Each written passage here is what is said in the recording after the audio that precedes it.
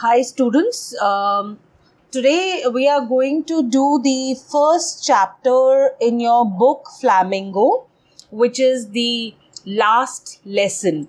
You have these chapters in your syllabus, the Lost Spring, the Deep Water, the Rat Trap, the Indigo, Poets and Pancakes, Interview, Going Places. These are the chapters that are there in your syllabus. And today we are going to do the first chapter, the last lesson. So, last lesson, before I start, I'll just explain it to you that what are we going to start? What is the chapter's gist like? So we'll be doing about the author, a bit about the author, then the gist of the lesson, then the meanings of the expressions that have been given in the chapter, and then explanation of the lesson. We'll be doing the in-text questions, which are actually of great importance from the board's point of view. Then we'll discuss the literary devices, if any, used in the chapter, because you must know about the literary devices. Though they never come in the exams as such, only the poetic devices come. But yes, you should know about these devices. Then a quick recap we'll do, and then we'll discuss the question and answers. So, starting with about the author, this chapter is written by Alphonse Daudet, who was a French novelist and he was a short story writer, and he was from the 19th century. This particular chapter, the last lesson, is story about the Franco-Prussian War. It is based during this particular war. The story does not have much to say about the war though, but it's a story which is based on the importance of one's own language. It talks about particularly two provinces of France that were Alsace and Lorraine. They talks about these two provinces, and it also talks about how the main character, the protagonist of the chapter, Mr. Hamel, who's a teacher, he helps these people of these districts, these provinces, to realize the importance of the French language. So, Alphonse Daudet has very beautifully depicted, the scenario of these particular provinces and the state of war that is going on. And he was a very, very famous writer, belonged to a very, very humble background, but his father was a silk trader, and he was from a very humble background, but he worked hard. Initially worked as a teacher, then as a journalist, and then started writing. And then he identified his own talent and really became very, very famous. So this is what is about the author. Of course, he has been awarded with many awards also. Now, regarding the gist of the chapter that I have already told you, it's about the importance of one's own language, and very beautifully depicted through the protagonist, Mr. Hamel, who's a teacher, who's a French teacher. Now, coming to the meanings of these expressions that have been given here. The first is in great dread of. In great dread of. In great dread of, it means anxiety and immense fear. You are in dread of something. So, anxiety or great fear. That is the meaning of this expression. Second is in unison. In unison means together. You say something together in unison. And then you have the next expression, that's counted on. That means to rely on something. You count on somebody means you rely on somebody. Then the next expression is a great bustle. A great bustle means chaos. For some reason, when we, let's use it in a sentence and say hustle and bustle. That's the phrase we use. That means a lot of chaos is there somewhere. Next is thumbed at the edges. Thumbed at the edges means when you dog-ear the papers, that means at the edges the pages are turned. So that is called thumbed at the edges. Reproach, next is reproach ourselves with. Reproach ourselves with means to blame, to find fault with ourselves. Reproach is basically to find fault. Okay, so the first part that is given here in the chapter is through the author starts with I, and here I is the little boy Franz, who is actually the main character, through whose eyes the author has talked about the whole chapter about the importance of the French language. So little Franz is getting late for school, and he is scared of the scolding that he would get from M. Hamill. M. Hamill is the teacher, and he is, scared of getting the scolding because he's getting late for school. In fact, he's already late for school. And that day, the question or the chapter that he was supposed to prepare was the chapter on participles, which he had not really done well, and now he was now really scared. One, he had not prepared well. One, he was late for school.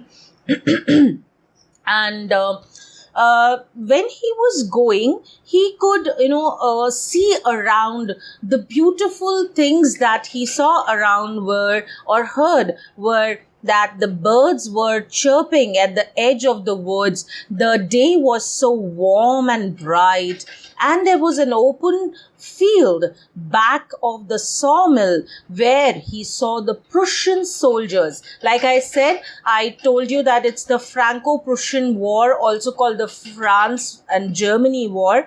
That is during that time. So he saw the Prussian soldiers who were drilling as in they were doing their exercises, and he was just running, and this particular thing he saw, and he was just taking a glimpse of that, but actually he was thinking of reaching as soon as possible to the school because he was scared of Mr. M. Hamill.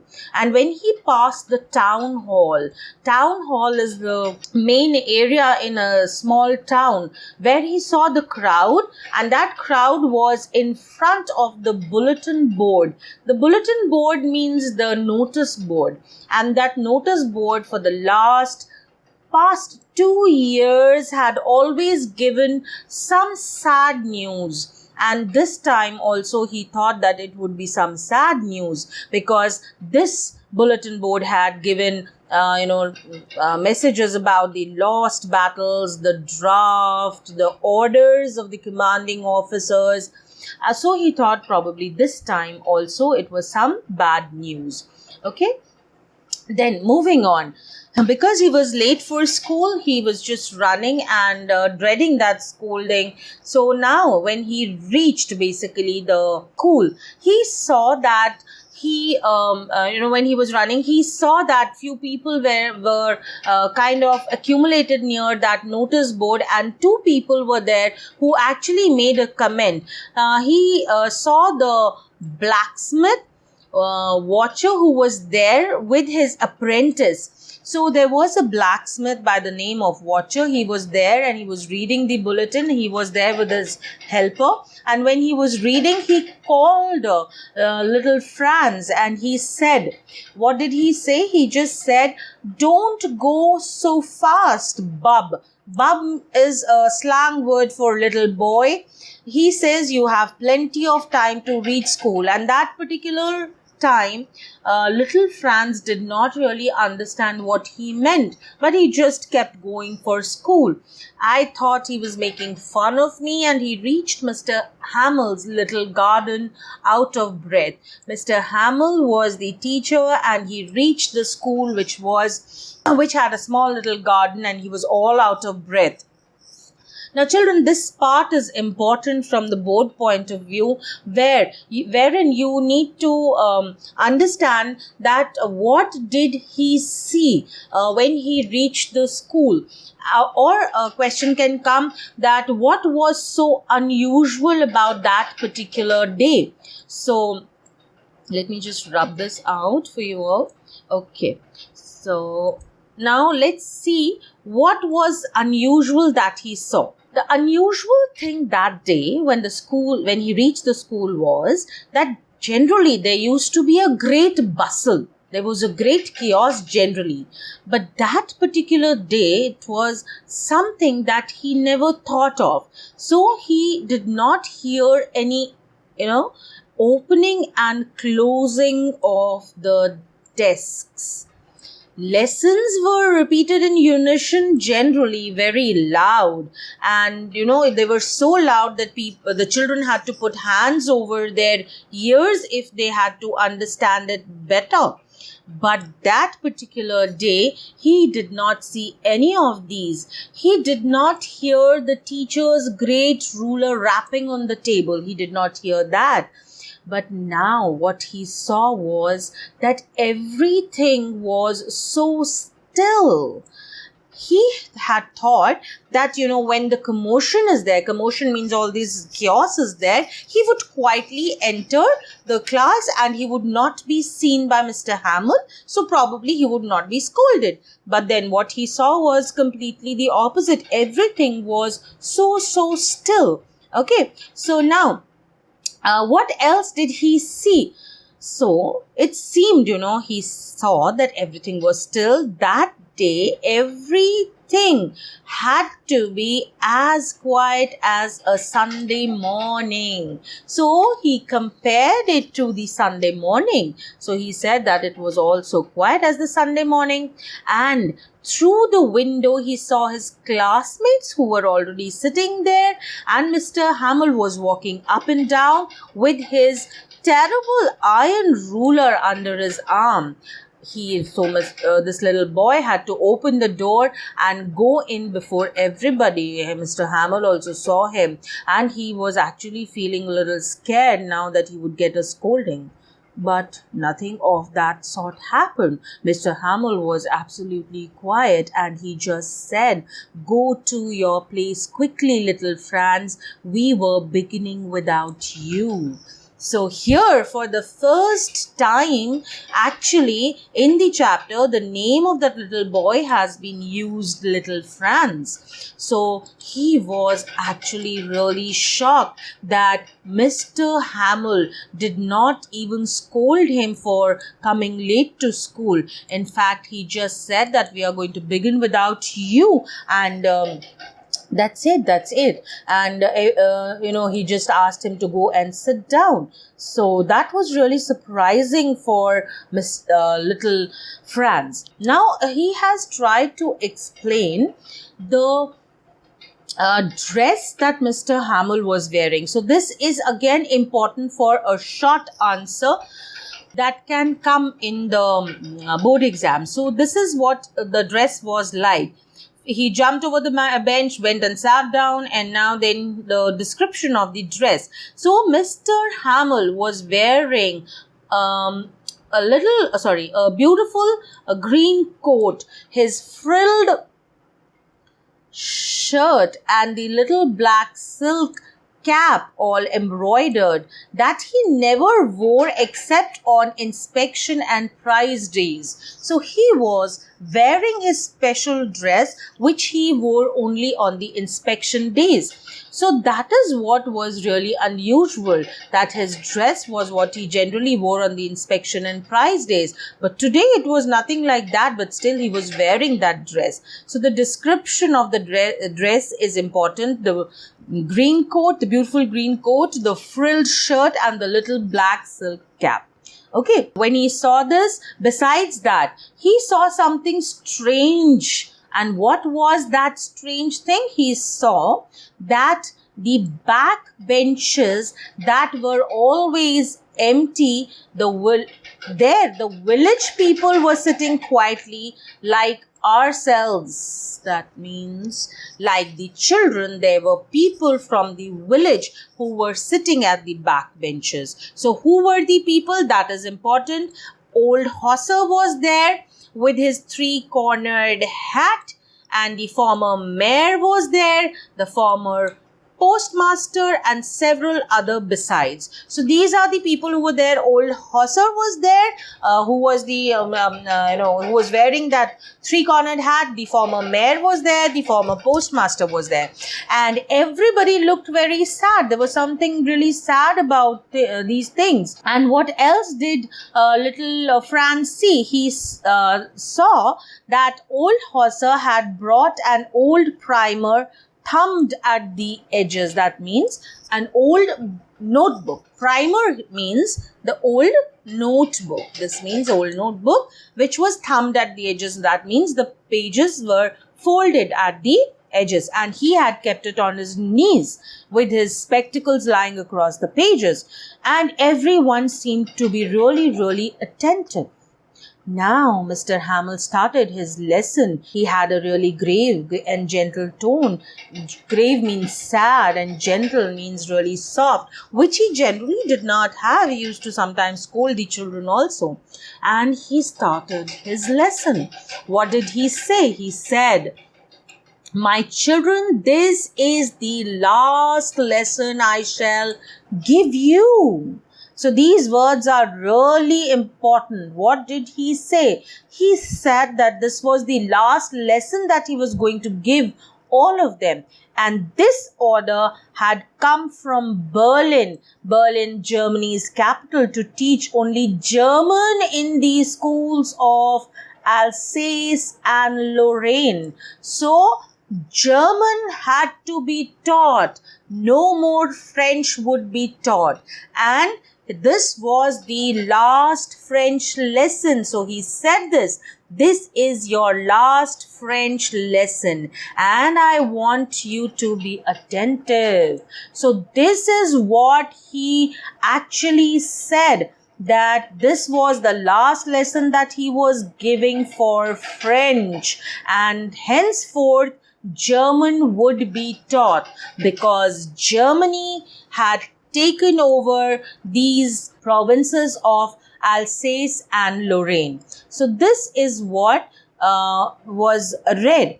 So Mr. Hamel actually talked about the order from Berlin that had come, and he said that the order said that the schools of Alsace and Lorraine would be teaching German now, and not the French lesson, and this was the last lesson that he was taking in French. So he wanted them to be attentive. The moment he said these words, that this was the last lesson of French that they would be having, so for everyone, including the little boy Franz, the words were like a thunderclap. That means it hit them so badly that, they did not realize that what was happening. And that is the time this little boy Franz realized that this is what was written on the notice board in the town hall.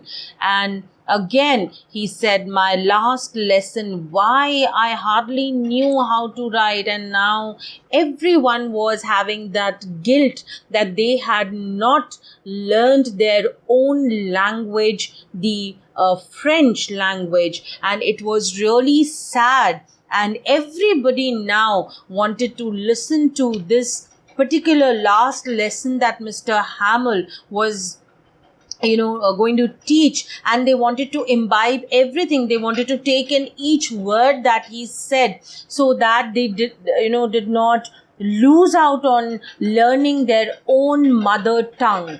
And they realized that they had been really bad, and they had really been procrastinating learning their own mother tongue. They realized the importance of their own mother tongue. Everyone in the room wanted to listen to what Mr. Hamel had to say. And the reason that the villagers were sitting at the back of the room, because one, that they were feeling really sorry that this was the last lesson that Mr. Hamill was going to give, and they had come just to a way to thank their master for 40 years of his faithful service, and showing their respect for the country that was theirs no more. Germans had taken over, and now it was the whole situation in the classroom was really sad. And that was the time little Franz heard his name being called, and he was supposed to recite the chapter on participles, but he had not learned anything. And then when he got up, he was not able to speak, and he thought that Mr. Hamill would scold him, but Mr. Hamill did not scold him. He just said, "I won't scold you, little Franz. You must feel bad enough. See how it is." And he said, "Every day we have said to ourselves, 'Bah, I have plenty of time.'" He said that every one of them had, procrastinated learning their own language, and had told themselves that they had plenty of time. "I will learn it tomorrow." And now see where we have come out. That's the great trouble with Alsace. Alsace is the name of the province. In French, probably it's pronounced as Alsace. I'm not too sure. You can just go ahead and ask your French teachers about it. So, he was talking about the people of Alsace. "She puts off learning till tomorrow." People of Alsace are called Alsatians. That's a demonym used for the people of Alsace. And then he said, "Now these fellows out there will have the right to say to you." That means he was talking about the Germans. They would tell them, "How is it that you pretend to be Frenchmen, and yet you can neither speak nor write your own language? But you are not the worst, poor little Franz," he said. Mr. Hamill said that you are not the only one to blame. Who else is to blame? Your parents, who were not anxious enough to have you learn. They preferred to put you to work on a farm or at the mills to earn a living. But this was a wrong thing that they did. Your parents are to blame. It's not only you, little Franz. And of course, he said that I have also to be blamed. Have I not often sent you to water my flowers instead of learning your lessons? That means he blamed the people, the parents of Alsace, of the district Alsace and Lorraine, and he blamed himself because he had sent these little children to do his petty errands like watering the flowers, fishing, and he would just declare a holiday when he had to go to fishing. So these were the things that they did, and they did not learn their own language. And now see, it was the last lesson that he was going to do. German was being forced on these provinces. German was being forced that these people from France, the French people, had to learn German and had to leave their own language. German was being considered superior to the language of French. So when this superiority thing comes in, when you start forcing the other person to do it, it is called chauvinism. You can write down, children. Chauvinism means when you have a biased devotion to some particular thing. It could be any group, it could be your own country, and it could be your language. That you have a biased devotion, you're kind of obsessed by your own language. And when this happens, when the language, your language, you considered superior, you're so obsessed that you force people to learn your language, it is called linguistic chauvinism. So this is the phrase that has been, that's the theme of the chapter, linguistic chauvinism. So that is what, Alphonse Daudet wanted to explain. And this was what he said, that this is, linguistic chauvinism, and he talked about linguistic chauvinism.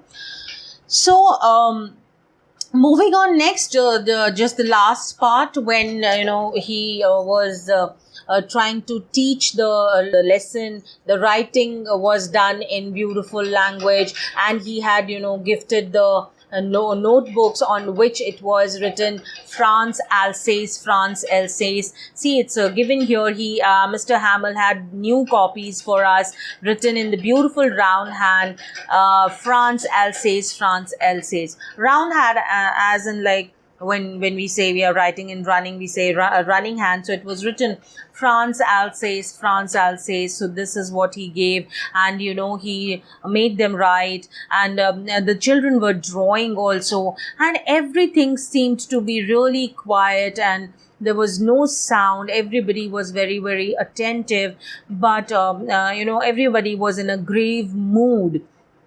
And everywhere they looked like the little flags. These notebooks looked like the little flags floating everywhere in the school room. Everybody had these notebooks. So things were like this, and everybody was sad listening to him, and was just trying to think that what would happen next. They would be forced to learn the German language. And while everybody was thinking like this, there was something that bothered little Franz. He was an innocent little boy, and he thought to himself, will they make them sing in German, even the pigeons? So this was something that came to his mind. It is used as a sarcastic thing, but little Franz did not think of it in a sarcastic way.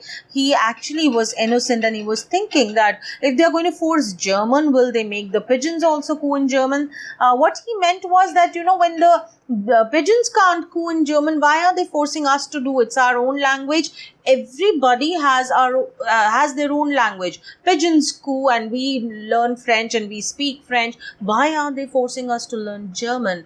That was what was there in his mind. And the description has been given that everything seemed to be really quiet, and even the little babies, after the writing that's given here, after the writing, we had a lesson in history too, and then the babies chanted their ba, baby, boo. They were learning the alphabets and everything. So that is what is given. And then all at once the church clock struck 12, and that was the time of the prayer probably.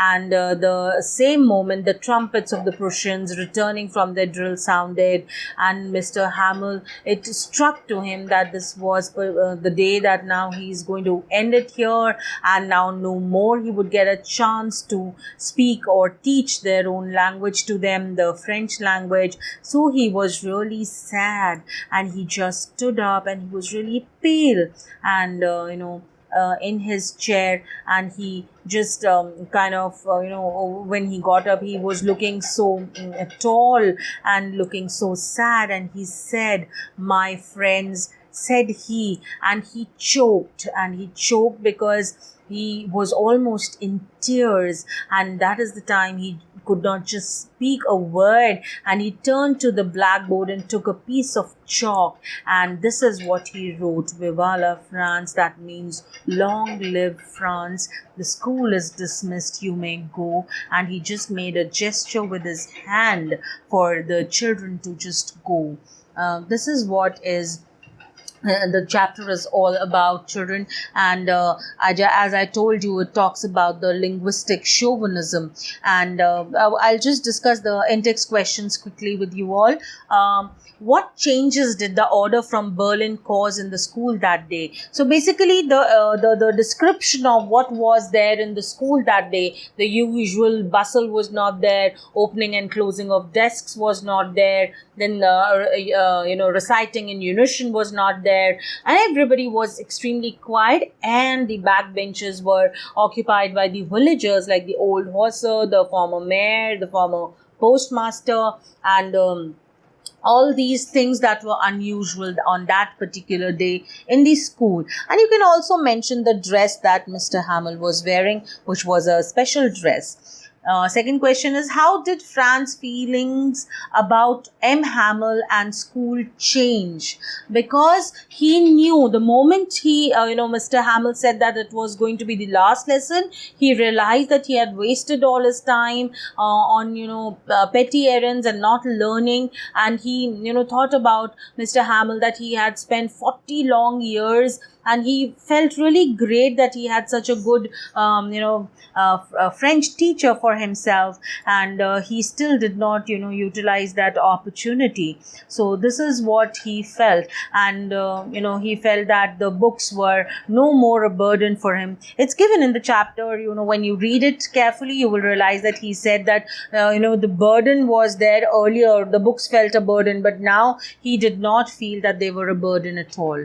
Now, quickly discussing these questions, children, there are two questions here. The people in the story suddenly realize how precious their language is to them. What shows you this? Why does this happen? They suddenly realize because the moment Mr. Hamill talks about the last the order that had come from Berlin. So moment he says that, they sound like a thunderclap. The words are like thunderclap for them, and everybody is so quiet and so intently listening to the last lesson that Mr. Hamill was giving. So this is what it is. And Franz thinks, will they make them sing in German, even the pigeons? What could this mean? So this, it's an open-ended question, different opinions you can have. Basically what he meant was, it was an innocent remark that he made, that if they can't make the pigeons coo in German, so why are they forcing us? That means every individual, every person, every animal has a different way of speaking, and you cannot force anybody to speak in any other language. And you can appreciate the other's language. You can't say that your language is superior and the other person also needs to speak like that. So this is what this means, that will they make them sing in German too?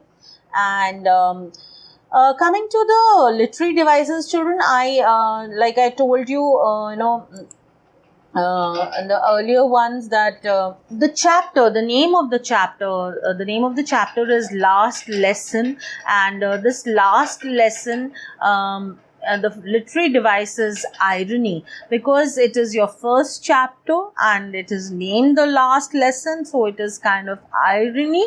And in a few places, there is a comparison has been made. They have used words as when Mr. Hamill is speaking, so you will find a simile there. And imagery, when in the beginning Alphonse Daudet has explained about the whole scene, so that is imagery that he has used.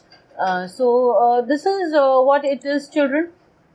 We have done about the author, we have done the gist of the lesson, we have done the meanings of the expressions that have been given, we have done the explanation, we have done the in-text question, we have done the literary devices, we have done a quick recap, we have done the question and answers. So this is what the last lesson is all about, children. So I hope you really enjoyed and you have understood the chapter. If you have any doubts, you can just mail it to me and I will revert. And that's it. If nothing much about more than this, basically it is all about the linguistic chauvinism that I already told you. And if you wish to know the meaning of chauvinism, it is a biased devotion to any particular group or aggressive patriotism. But here it is about the language, considering one's language more superior than the others. So that's it. So this is what it is. And all the best, children, reading it. Just go through it very, very carefully. Read the chapter carefully. You will understand it better. And if you still have any doubts, you can mail to me. I will revert. Thank you so much.